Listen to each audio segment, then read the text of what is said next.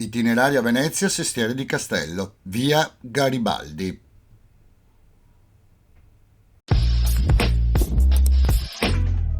Benvenuti in questo nuovo video in cui faremo una passeggiata nel cuore stesso del Sestiere di Castello, via Garibaldi. In origine portava il nome di Strada Nuova dei Giardini, poi venne chiamata via Eugenia in onore del viceré d'Italia. Napoleone aveva in progetto di collegare il Sestiere di Castello con la terraferma, ma ciò non si realizzò mai. Nel 1866, dopo l'entrata delle truppe garibaldine a Venezia, la via venne dedicata a Giuseppe Garibaldi, al quale poi fu dedicato il monumento. Il nome attuale di via è un unico esempio a Venezia, rappresentando un'eccezione della toponomastica stradale veneziana. La via si estende per circa 350 metri e conduce alla Basilica di San Pietro di Castello. All'inizio, venendo dalla riva dei Sette Martiri, abbiamo sulla destra il Palazzo Caboto, palazzo del 400 che è stata la residenza veneziana dell'esploratore Giovanni Caboto e del figlio Sebastiano. I Caboto fecero scoperte nell'America settentrionale, tra cui quella di Terranova è la più importante.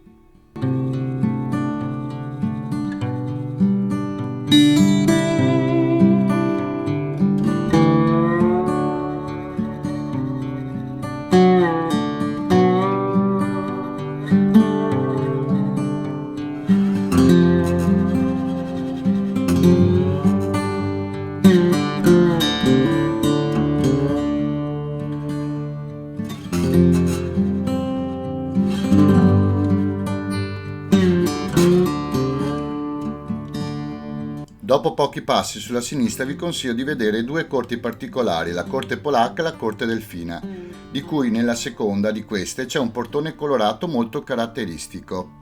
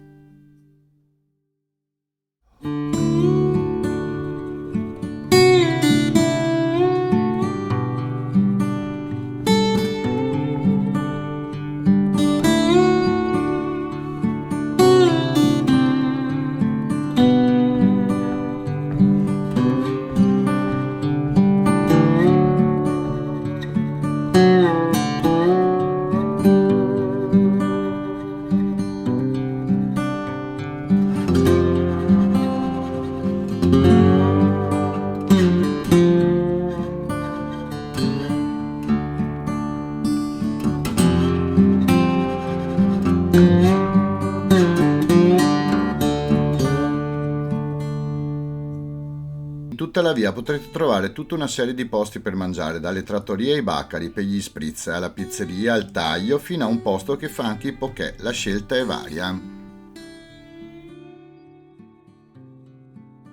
Questo è un luogo d'incontro per i veneziani o per i turisti che hanno visitato o vogliono visitare la vicina alla Biennale, di cui ho già parlato nei miei video. La via è anche parallela al vicino Arsenale, di cui la porta d'entrata con i suoi leoni deve essere assolutamente vista. Ho conosciuto via Garibaldi da giovane, quando andavamo con gli amici alla mitica sagara di San Piero, dove si poteva mangiare assaggiando i tipici piatti tradizionali e ballare. Spero un giorno di portarvi qualche video delle varie sagre estive.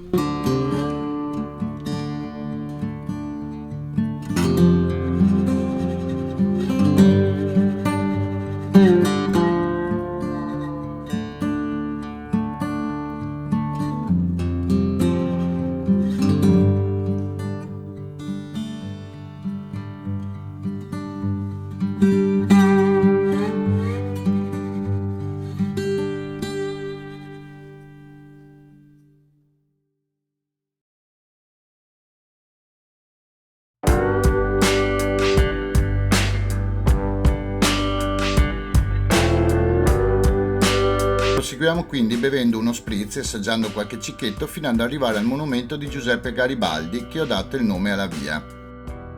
Ho fatto un video a riguardo sulla sua leggenda che vi linko in alto a destra.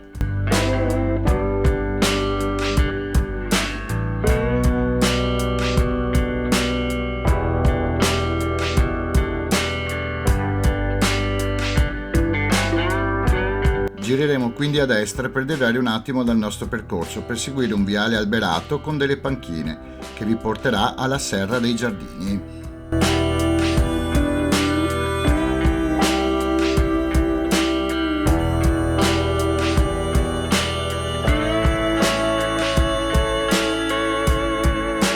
una rivendita di piante con caffetteria, soppalco e giardino, un caffè botanico o una serra per una pausa al verde, all'interno di un padiglione in stile Liberty di 180 metri quadri, divisi fra negozio di piante e caffetteria.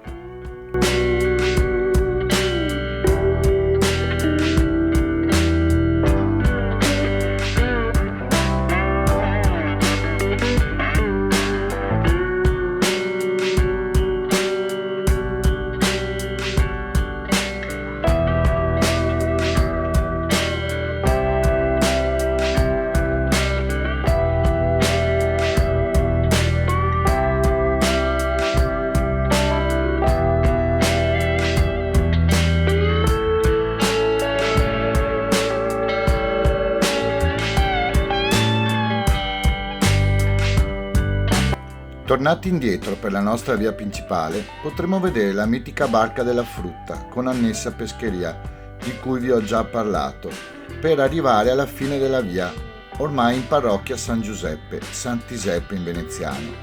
Da qui a sinistra potrete divertirvi a cercare il Campo Ruga, in cui c'è il sottoporto Gozzurlin, il più basso di Venezia, e proseguire poi per San Piero di Castello, la basilica, di cui ho già parlato in un video che vi linko in alto a destra. Proseguendo quindi dalla via Garibaldi avremo la chiesa di Sant'Anna fino al ponte di Quintavalle, che porta all'isola omonima. Qui ho i miei ricordi più belli perché venivamo a casa di Claudio 30 anni fa e passavamo tutta la notte a giocare a Dungeons and Dragons.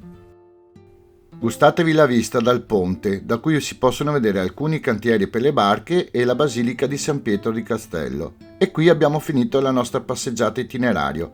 Spero vi sia piaciuta e abbiate conosciuto una parte un po' nascosta di Venezia. Scrivetemi nei commenti cosa ne pensate e se avete altri posti da vedere che volete vedere.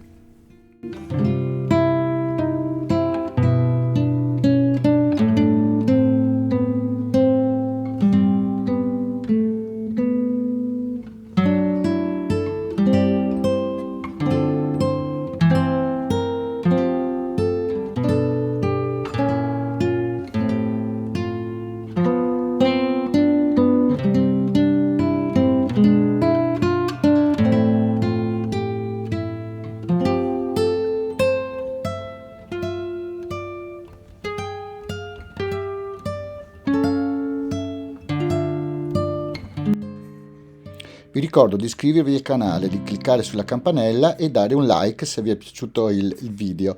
In più sulla descrizione ci sono dei link di Amazon che se vi accederete per comprare qualsiasi cosa voi vogliate io prenderò una piccola percentuale. In più se volete offrirmi un caffè o qualcosa per il canale c'è anche il mio link di PayPal.